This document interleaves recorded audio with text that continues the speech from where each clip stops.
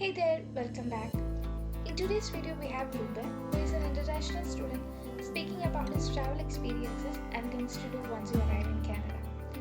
Hope this video will help you. I traveled via the Mexico route. So we left on 12th of September. It was a midnight flight. We took Air France, which had a stopover in Paris, and then post which it arrived in Mexico on 16th 4 p.m. Mexico time. So we came via Mexico. The immigration was actually quite peaceful there. They did not really ask many questions except for your hotel booking and your Canadian visa. They did not even ask about the vaccination or your RT-PCR test, but it's always good to keep it with you during all the times. So yeah, but immigration was extremely peaceful. So I landed here in Toronto on 16th of September, and the flight actually arrived quite early in the morning, because of which there was not way too much of crowd. But nevertheless, during immigration, it did take close to around 1 hour to like 1 hour 30 minutes. And the immigration, I would not say it's easy, but you also have to know exactly about what your course is, why you're here. And in case if the course is an online course, you have to also be your answers prepared for that. Because in my scenario, they asked me, it's an online course at the moment, so why are you here? Because you can arrive next semester. But then I told them, with the increasing cases back in India, it's not a safe alternative to still stay back there until next year, because of which I came as soon as possible. So they were quite happy about it, and also because my program had co-op, so they were quite convinced with the fact that I had to come here early. So that's how the invitation was. Post immigration, the baggage not take much time.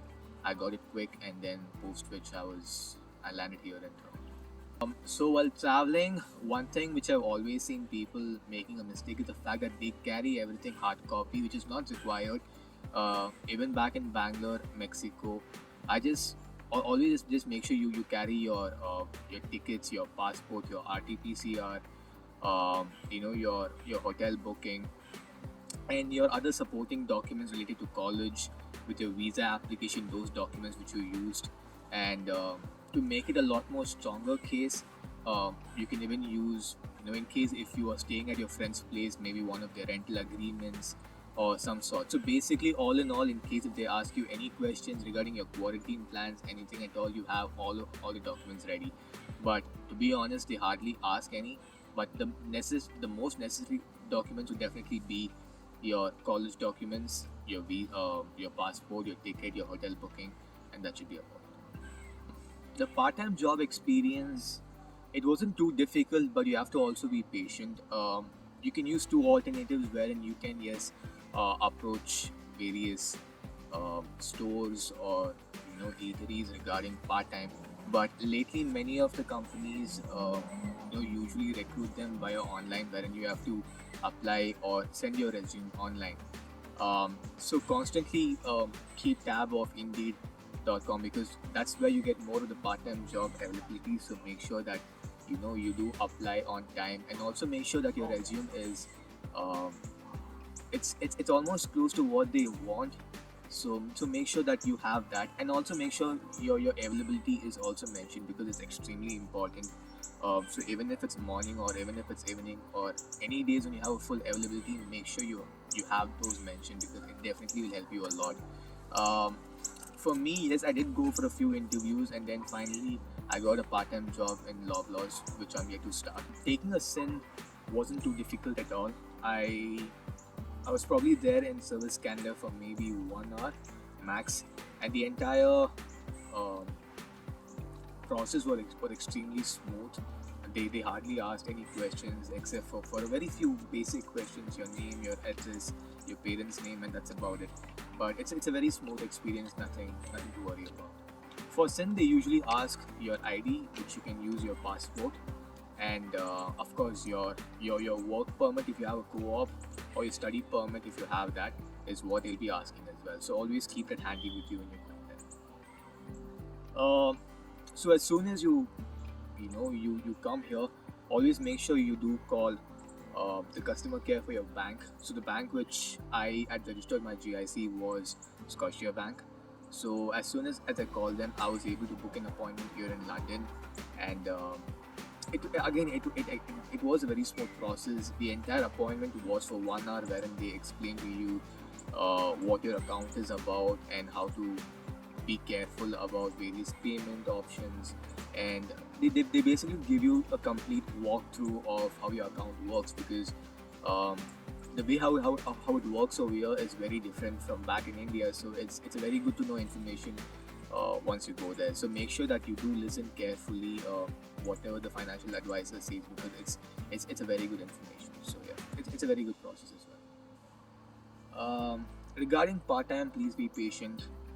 Even when I came here, I was constantly on Indeed, checking for every single job posting that there is. But always be patient. Like I mentioned over here, what matters most over here is your availability. Because if your availability matches with what they want, then for sure they're gonna call you for an interview. So make sure that whatever free time you do have, be it morning 6 a.m. to 10 a.m. or in the evening 5 p.m. to 11 p.m., make sure you do mention it on your resume, because that really helps a lot. Initially, even when I went for my first interview, I never mentioned about my morning availability, but except for my evening availability, because of which I did not get a call back from them. I was called for an interview, but did not go ahead with it. But the second time is when I got to know, like you got to mention even your morning availability as well, and that's really helped me, because as soon as I applied with my new resume, I was able to get a part-time job. They called me for an interview post, which I was able to get a part-time job. So yeah, finding a place is also extremely important, of course, because sometimes you might tend to go to an Airbnb, which can cost you a lot. So do your research if possible. You can start finding places on Kijiji or even Facebook Marketplace, actually, because many of the Indian students who come here, they first rent out an entire house, and then they actually post their ads on Marketplace for other students to rent out their place as well. So keep a lookout on Marketplace, Kijiji, and if you do have any friends or family around here, it's definitely going to be extremely helpful. A word of advice is never pre-book anything at all.